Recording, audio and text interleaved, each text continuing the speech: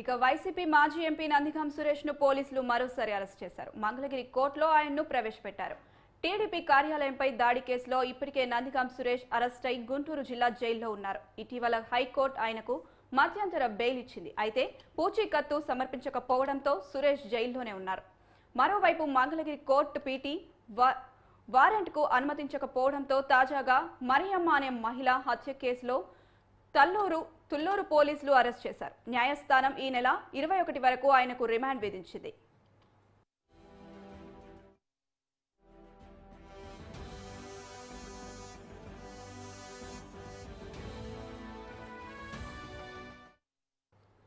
రెండు 2020లో వెలగపూడిలో రెండు వర్గాల మధ్య జరిగిన ఘర్షణలో మరియమ్మ మరణించింది. అప్పట్లో ఈ ఘటనపై హత్య కేసు నమోదు చేశారు. వైసీపీ ఎంపీగా ఉన్న నందిగాం సురేష్ పేరును కూడా ఈ కేసులో చేర్చారు. వైసీపీ అధికారంలోకి ఉండడంతో కేసు విచారణ ముందుకు సాగలేదు. కూటమి ప్రభుత్వం అధికారంలోకి వచ్చిన తర్వాత విచారణ ప్రారంభమైంది.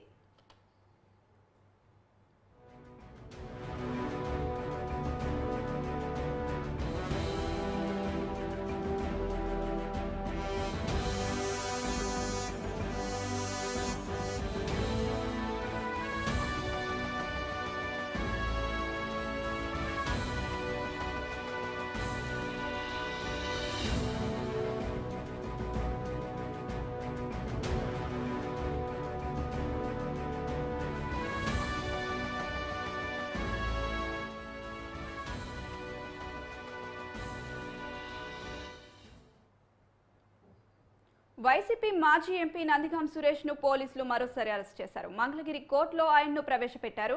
టీడీపీ కార్యాలయంపై దాడి కేసులో ఇప్పటికే నందిగాం సురేష్ అరెస్ట్ అయి గుంటూరు జిల్లా జైల్లో ఉన్నారు. ఇటీవల హైకోర్టు ఆయనకు మధ్యంతర బెయిల్ ఇచ్చింది. అయితే పూచీకత్తు సమర్పించకపోవడంతో సురేష్ జైల్లోనే ఉన్నారు. మరోవైపు మంగళగిరి కోర్టు పీటీ వారెంట్కు అనుమతించకపోవడంతో తాజాగా మరియమ్మ అనే మహిళ హత్య కేసులో తుళ్లూరు పోలీసులు అరెస్ట్ చేశారు. న్యాయస్థానం ఈ నెల 21 వరకు ఆయనకు రిమాండ్ విధించింది. 2020లో వెలగపూడిలో రెండు వర్గాల మధ్య జరిగిన ఘర్షణలో మరియమ్మ మరణించింది. అప్పట్లో ఈ ఘటనపై హత్య కేసు నమోదు చేశారు. వైసీపీ ఎంపీగా ఉన్న నందిగాం సురేష్ పేరును కూడా ఈ కేసులో చేర్చారు. వైసీపీ అధికారంలో ఉండడంతో కేసు విచారణ ముందుకు సాగలేదు.